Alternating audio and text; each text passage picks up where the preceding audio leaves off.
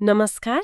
आज हामी एउटा अलि फरक किसिमको यात्रामा जाँदैछौँ, समयमा पछाडि, निकै पछाडि। हो। आजको हाम्रो विषय 20औं शताब्दीका दुईजना ब्राह्मण युवा हुनुहुन्छ, रघुनाथ पन्त र बागेश्वर पन्त। उहाँहरूको एउटा मौखिक इतिहास। यो कस्तो भने किताबमा लेखिएको भन्दा पनि पुस्तादैदेखि मुखले भन्दै सुन्दै आएको कथा। बिल्कुल। यसले उहाँहरूको जीवनको एउटा महत्त्वपूर्ण पक्ष समाज सुधार र आध्यात्मिक खोजको यात्रालाई समेट्छ। हाम्रो आधार नै यही मौखिक परम्परा हो, होइन त? जसले उहाँहरूको यात्रा र कामको एउटा रूपरेखा दिन्छ। हो।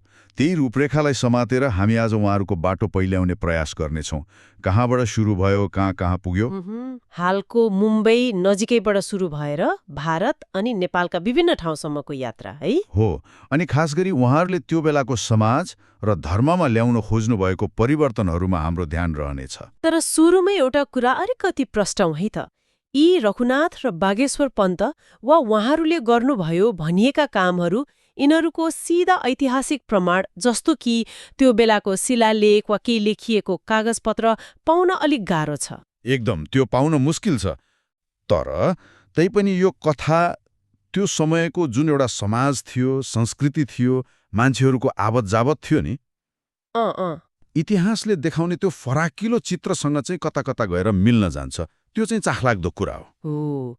प्रमाण छैन भन्दैमा कथा नै बेकार त भएन नि? भएन।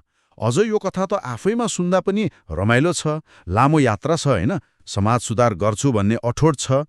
त्यो बेलाका शक्तिशाली राजाहरूसँग भेटघाट पनि छ। अनि सबैभन्दा अलि नाटकीय कुरा चाहिँ मानव बलि जस्तो डरलाग्दो चलनलाई सिधै चुनौती दिएको प्रसङ्ग पनि छ। ओहो, त्यसले त कथालाई अर्कै मोड दिन्छ होला नि? हो नि, त्यसले कथालाई एउटा बेग्लै तहमा पुर्याउँछ। ल त्यसो भए ढिला नगरौँ, यो मौखिक इतिहासको पाना पल्टाएर हेरौँ न त। हुन्छ। कथा सुरु हुन्छ विक्रम सम्वत 1350 तिर। ईस्वी सम्वतमा भन्दा लगभग 1293 तिर पर्यो। 13औं शताब्दीको अन्त्यतिर। कहाँबाट सुरु भयो रे? ठाउँ चाहिँ अहिलेको मुम्बई नजिकै पुणे क्षेत्रको पन्तनगरी भन्ने ठाउँ। त्यहाँ थिए रे दुईजना ठिठाहरू, भर्खर 20 वर्षका, रघुनाथ पन्त र बागेश्वर पन्त। हो। उनीहरूले एउटा ठूलो अठोट लिएर घर छोडे रे। कस्तो अठोट रहेछ त त्यो? भनिन्छ नि, उनीहरू त्यो बेला समाजमा देखेको भ्रष्टाचार, मान्छेको नैतिकता खस्केको देखेर एकदमै दुखी थिए रे। हो। यही बिग्रेको कुरालाई हटाउने, समाजलाई ठिक बाटोमा ल्याउने भन्ने सोचले उनीहरूलाई घरबाट निटाल्यो। यो खालि तीर्थ जानु मात्र थिएन। यो त एउटा अभियान जस्तो भयो, सुधार अभियान। हो। अभियानकै सुरुवात थियो। उनीहरूको पहिलो यात्रा भयो गुजरातको प्रसिद्ध सोमनाथ मन्दिरतिर। सोमनाथ मन्दिर, त्यो त त्यति बेला पनि एकदमै महत्त्वपूर्ण ठाउँ थियो। त्यहाँ गएर के गरे त उनीहरूले? मौखिक विवरण अनुसार उनीहरूले त्यहाँको पूजाआजा गर्ने तरिकामा केही सुधार ल्याउन खोजे। अब त्यो ठ्याक्कै कस्तो सुधार थियो त्यो त विस्तारमा भनिएको छैन। तर यसले उनीहरूको नियत चाहिँ प्रष्ट पार्छ। खालि दर्शन गर्ने होइन, जहाँ समस्या देखिन्छ त्यहाँ केही गर्ने। यो उनीहरूको पहिलो कदम थियो। एउटा सङ्केत मिल्यो उनीहरूको उद्देश्यको। सोमनाथपछि यात्रा कता गयो त? गुजरातपछि उनीहरू राजस्थानतिर लागे। राजस्थान त थाहै छ, राजाहरू रजौटाहरूको ठाउँ होइन नि? त्यहाँ उनीहरूले विभिन्न अलि शक्तिशाली राजाहरूसँग भेटे अनि फेरि त्यही काम दोहोऱ्याए। मन्दिरहरूमा केही नमिलेको देखे सुधार्ने, पूजाआजामा व्यवस्था मिलाउने प्रयास गरे। तर मलाई एउटा कुरा अचम्म लाग्यो, भर्खरका दुईजना युवाले होइन कसरी त्यहाँका शक्तिशाली राजाहरूलाई आफ्नो कुरामा सहमत गराए होलान्? हो, यो महत्त्वपूर्ण प्रश्न हो। मौखिक इतिहासले यसको पनि अलिअलि सङ्केत दिन्छ। भनिन्छ रघुनाथ र बागेश्वर खालि जोशीला मात्र थिएनन्, उनीहरू धर्मशास्त्रमा अनि राज्य चलाउने नीति नियममा पनि उस्तै जान्ने थिए रे। त्यस्तो पो हो। उनीहरूको ज्ञान, तर्क गर्ने तरिका अनि व्यक्तित्वले नै सायद त्यहाँका शासकहरूलाई प्रभाव पार्यो होला। ज्ञान भएपछि उमेर त कहाँ हेरिन्छ र? ओ त नि। यही विद्वत्ताले गर्दा उनीहरूले सम्मान पाए अनि आफ्नो सुधारको काम गर्न सहयोग पनि पाए।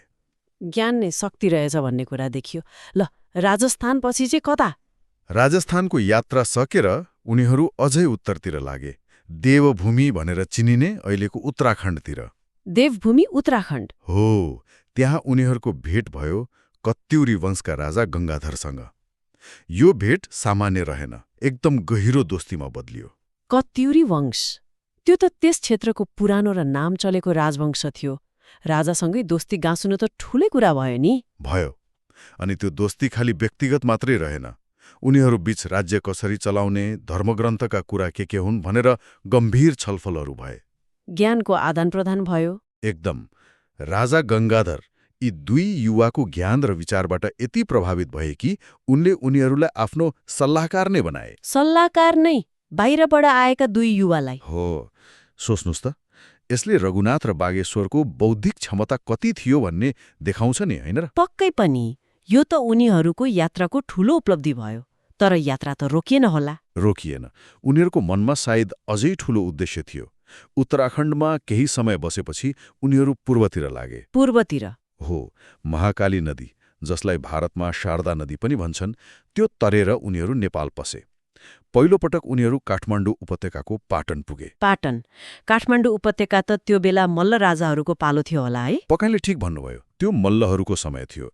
पाटनका राजा पनि यी दुई विद्वान ब्राह्मण युवाको ज्ञान र तेज देखेर एकदमै प्रभावित भएछन्। ए हो र?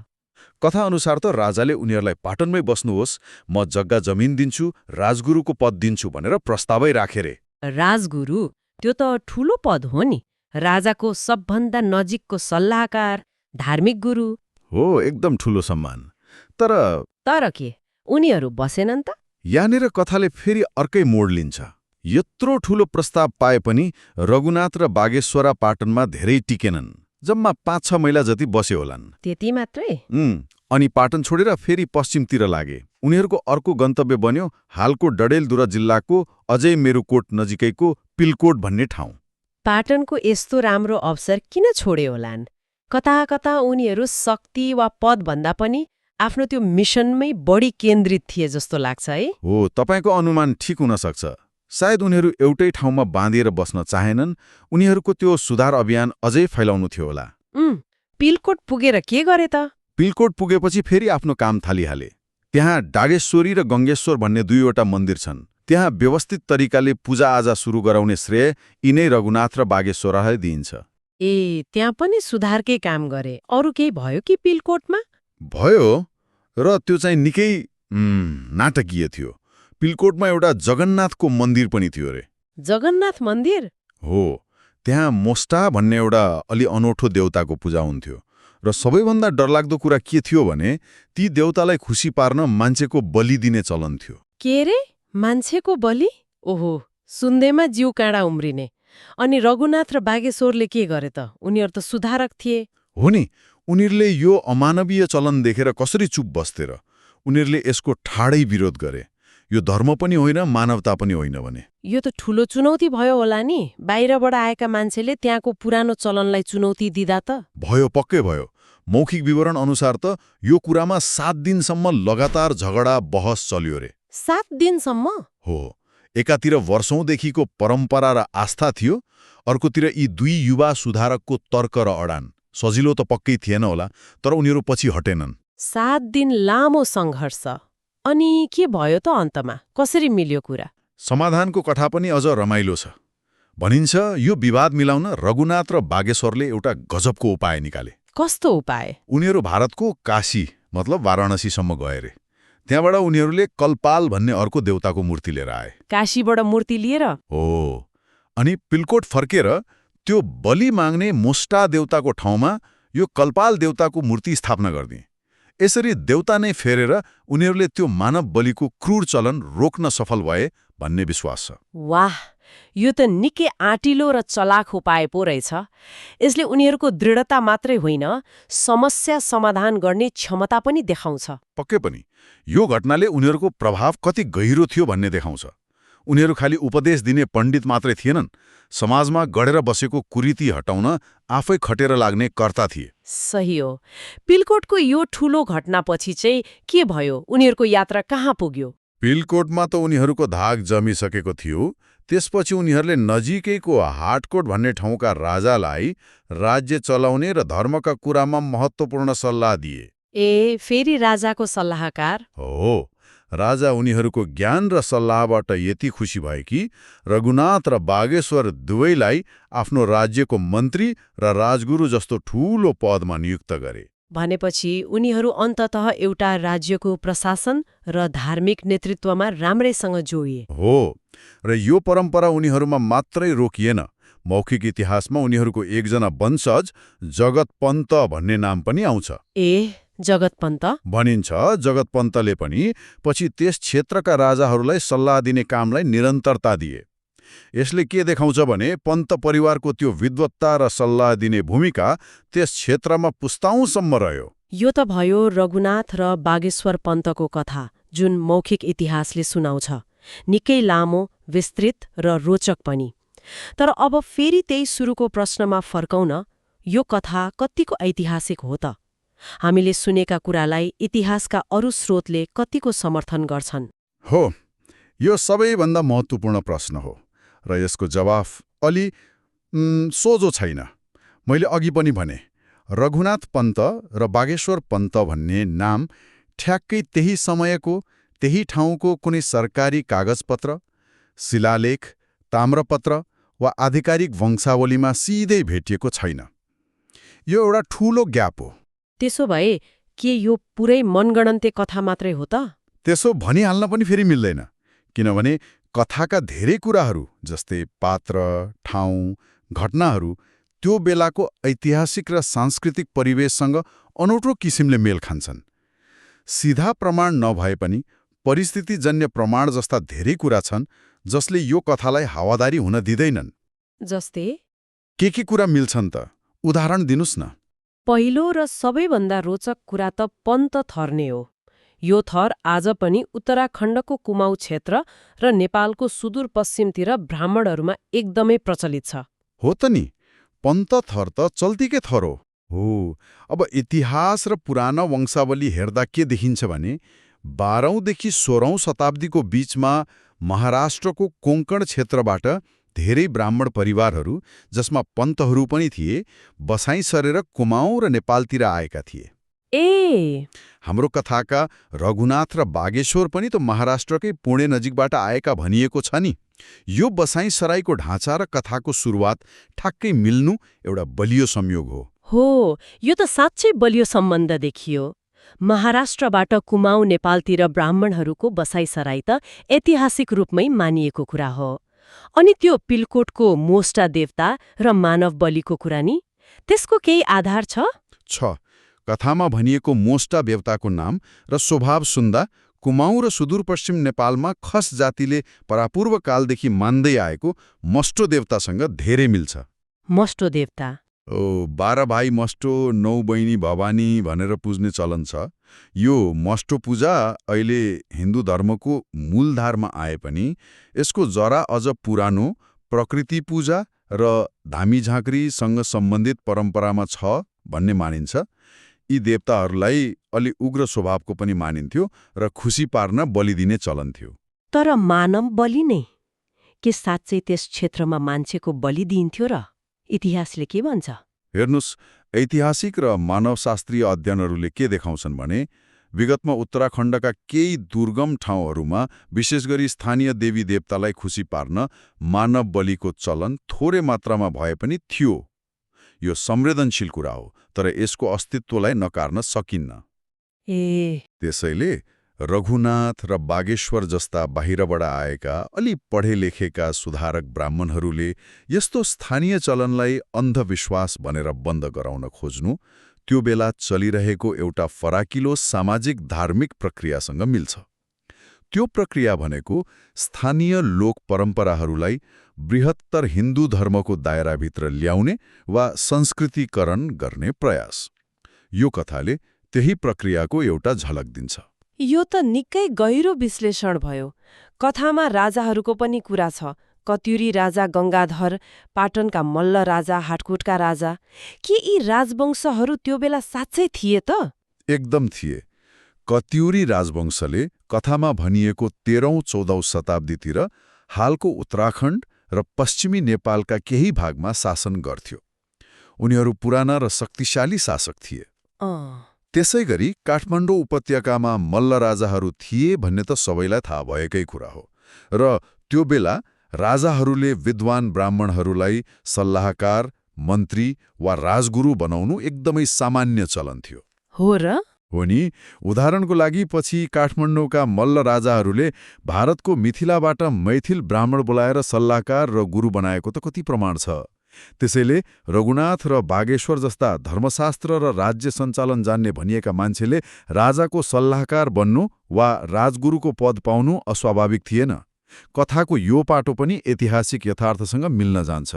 अनि त्यो पिलकोटको जगन्नाथ मन्दिरको कुरा नि, के त्यस क्षेत्रमा जगन्नाथ मन्दिर छ अहिले? छ। र यो अर्को एउटा रोचक संयोग। कथामा पिलकोट भन्ने ठाउँ अहिलेको भारतको उत्तराखण्ड राज्यको पिथौरागढ जिल्लामा पर्छ भन्ने विश्वास गरिन्छ। त्यसैसँग सिमाना जोडिएको नेपालको बैतडी जिल्लामा एउटा प्रसिद्ध जगन्नाथ मन्दिर छ। के कथामा भनिएको जगन्नाथ मन्दिर यही हो वा त्यसको पन्त समुदायसँग के सम्बन्ध छ? यो अझै खोजी गर्नुपर्ने विषय हो। तर कथामा भनिएको ठाउँ नजिकै त्यही नामको मन्दिर हुनुले कथाको भौगोलिक पक्षलाई बल दिन्छ। त्यसो भए यी सबै कुराहरूलाई जोडेर हेर्दा रघुनाथ र बागेश्वर पन्तको यो मौखिक गाथाबाट हामी के निचोड निकाल्न सक्छौं त? यो खालि एउटा रमाइलो लोककथा मात्रै हो कि यसको अझ गहिरो अर्थ छ?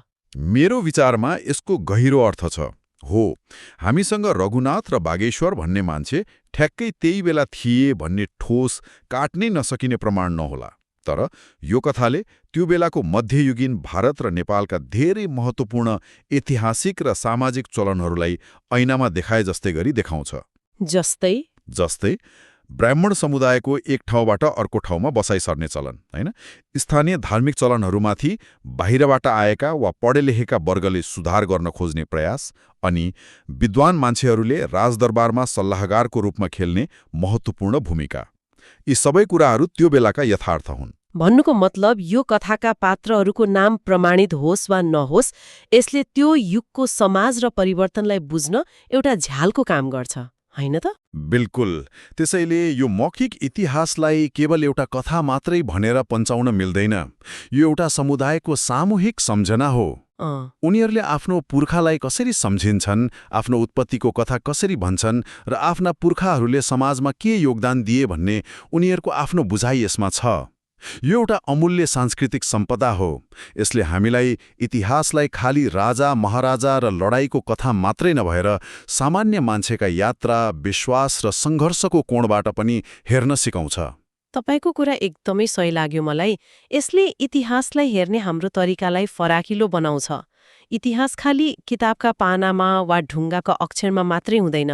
त्यो त मान्छेहरूको बोलीचालीमा, उनीहरूले गाउने गीतमा, सुनाउने कथामा पनि जिउँदो रहन्छ। हो, र यस्ता मौखिक परम्पराहरूले समुदायको पहिचान बनाउन ठूलो भूमिका खेलेका हुन्छन्। लिखित प्रमाण नहुँदा पनि यी कथाहरूले उनीहरूलाई आफ्नो विगतसँग जोड्छन्, उनीहरूको सामूहिक पहिचानलाई बलियो बनाउँछन्। यसले मलाई एउटा अन्तिम प्रश्न सोच्न बाध्य बनायो।